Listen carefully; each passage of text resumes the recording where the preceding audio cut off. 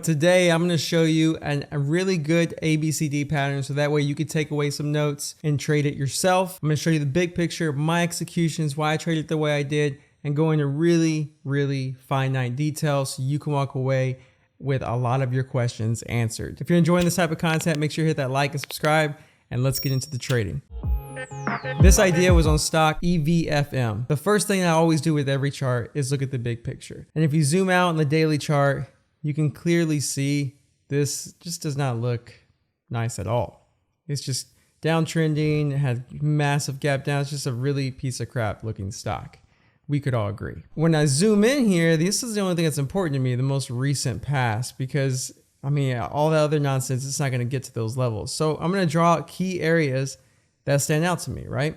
And these areas are definitely standing out on the daily chart.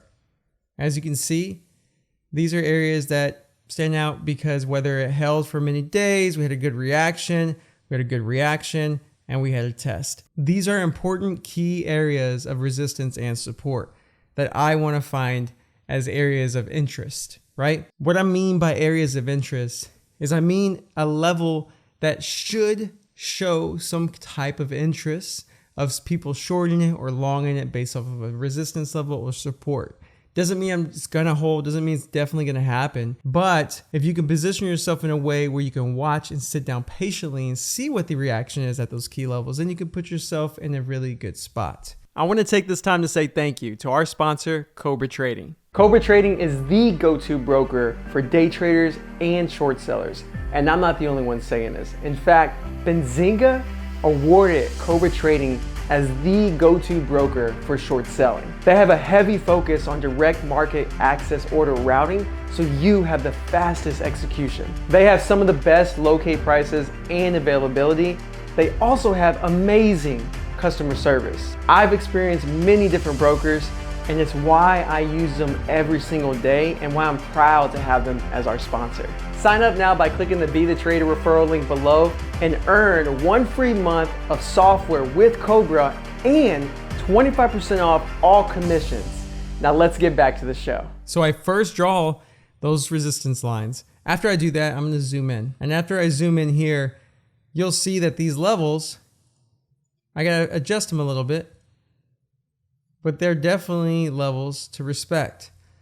Now, if I zoom in a little more in the 15-minute, this day is the day in question that we exit the position. However, I got long on this day, on this dip here at the 124s. And I was planning to swing it overnight because I wanted to see a 150 break all the way to the potential twos. Is what I wanted to see. Doesn't mean it's gonna happen. As you can see, did not happen that way. But it still ended up being a very good trade, and I'm gonna explain why. But first, the setup. If you look at this on the big picture, and you can see here we had a rise in stock price following volume, and because of that, that's your A, right? If you remember anything about an ABCD pattern, if you don't, well, you're gonna learn today, right? You're gonna learn today. You're gonna learn today, you know? So with that being said, then we have the pullback, which is the B, and then we have a pop. This one kind of was a little choppy, you can see that. But when you have this A here, this is the A right here. And then you have the pullback, that's the B. You got B right here. And then when it pops up and sets a lower high, to me, you know, we're in the C area. And this was a little choppy, it's not perfect, but when we start to break here, we're going into the D area. So this is a C right here. So it goes A, B, C, and we're curling back up here, and this is D. I was hoping we would have a bigger breakout, so my plan was for that, but that doesn't mean we're gonna get it, right? Trading is about probabilities. We don't know what's gonna happen. We can only put ourselves in good positions to take advantage of a move. So I want you to see the big picture, right? Because that's important. So let me go ahead and delete these lines real quick and show you what it looks like from, if I go to my Discord room and open this up, you can see I posted it in the room. This is the A, B, C, and then you have the breakout for D. That's what I was trying to share with you guys. So hopefully this makes it a little bit more clear. But with that being said, now once, and by the way, if you want to join the Discord room, it's free. Anyone could join. It's a trader lounge. It's not a teacher, guru. It's no service. It's just a lounge. You could definitely check it out. Okay, so you got the big picture in mind, right? We know it's an ABCD pattern. That's what we're looking for. So whenever we start to break above this area, I look for my other areas of interest, the resistance and support in the intraday and the multi-day, right? These are key areas that stand out to me. You can see that it was choppy in this area. That makes a lot of sense. This is resistance. This is support. It's been tested many and many times. And if you want to take it a bit further, which I did not really see, it wasn't really the reason for my trade, but you do see a downtrend line being broken. So that could give you a sign of a reversal. But I was more so looking at key areas of resistance and support. And if you can see here on this day, which was yesterday in my entry, we broke out and retested this level, the 120s, and held. So when that happened, I actually started to buy this stock. And I believe I either bought it on this pullback here around at the 125 mark. Barely got in and it ended up holding. I thought I was going to be right away, but I was not. I had to hold through overnight, which not very comfortable with doing. But the plan was buy using 120s as risk and my stop, and therefore try to sell just a small piece at the 150 area and then hold for potential higher areas because this is a big picture breakout. So because I'm playing a big picture breakout in my head, it's part of my plan, and I'm willing to take the risk because these are rare that when they do come, they can really move. And so I was definitely wanting to trade my plan rather than my emotions. And that was tough because pre-market, we were fading all the way to the 120s. And keep in mind, we closed, I believe, at 136, really close to my stop. And then we pushed, and this was a really good sign. This was a sign that I was looking for. I was really close to stopping out, but I told myself 120s was my stop, so I didn't want to stop out sooner. And this was really important for me to hold through because I want to follow my plan. I don't know what's going to happen, but I want to stick to my plan. When we had this push up, this was a good reaction, holding support with reaction with volume. I am now thinking I'm in a good position. We should go ahead and break out. And what I'm looking for at this moment is areas where I can adjust my stop, where it makes sense to adjust my risk. The way I do that is I want to give it time, right? I want to give it time to develop before I adjust my risk, because there's a lot of times I adjust my risk way too soon and it really frustrates me. Like I was risking 120, as I mentioned, and then at the open when we push, sometimes I would adjust my risk to 122, but it's only a few pennies, right? And I didn't want to get stopped out for a 2 cents difference and it actually hold 120s, which is my original risk. So in this case, I kept it as my original stop instead of using that reaction zone. Now, once we popped up and held this 130 mark, and then we started to move and then break out, I have two decisions to be made.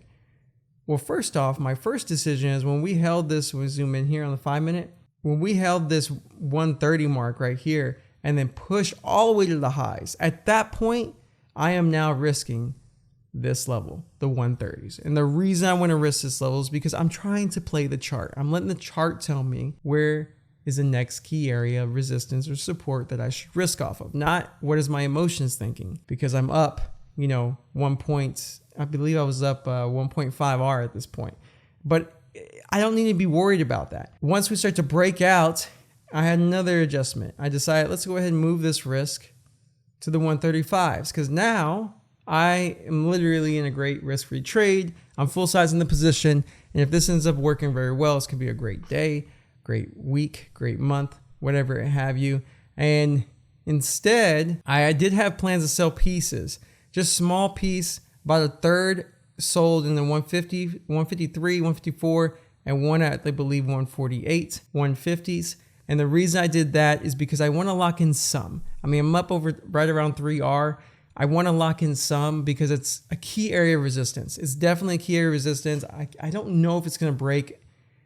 And yes, I don't like predicting if it's going to break, which, makes me a little, usually I wouldn't want to hold through this double top, which we're going to get into why I did that. Usually if I saw this double top with a little weakness and then breaking this area, definitely breaking here, I'd probably be getting out on a typical scenario. However, this is not a typical scenario setup. This is a big picture setup. And the odds are, because this has tried to break down so many times for days, we held up for days, that it could it could have easily broke this level and then held this key area right here. You can see how important this area is, which it respected it for a while.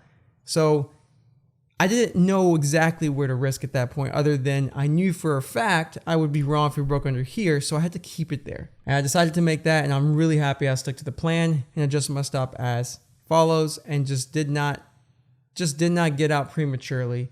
However, looking back, I could argue I could have got out right here, but at the end of the day, I mean, that's a 1R. I gave up another, I gave up 2R for that, but it's just tough. Some of these stocks are not easy to trade, and what I mean by that is some of them show you that there's so many levels at each area that it could hold. And so when that happens, I'm trying to play the big picture. And here's the thing that's hard to explain with trading. If this would have went to 2, broke 150 and go straight to 2, which could have been possible if it broke this area and then go straight up to this area, then this would be an entirely different YouTube video. You guys would think, oh my God, how did you know? How did you predict? And this is what I mean. Like, I don't know. And clearly I didn't know, because if I knew, I would have sold everything up here. And so because of that, like when you see the winners too that work out really well, just know like it's just not always perfect. And me sticking to my plan was very important to this, because in the event that I do find one of these again, which I will, then I know I'll trade it properly. And it could hold this last level and then really go to 2s. And I'd be very in a weird position. And that's just how I play stocks, depending on the big picture. That's why the big picture is so important. This is a very important chart. Like, yeah, it didn't work. It didn't hold. It's very surprising that it's going to be a huge wick. So it could easily just like reject and go down. But ideally, this would have been a major breakout. So hopefully you see that, and the potential's there. That's why it's a great trade. It was also a great trade because I stuck to the plan. That's what's important. So I wish you the best on your journey. And if you like this type of content, make sure to hit that like and subscribe, and check us out on the Discord below. Take care.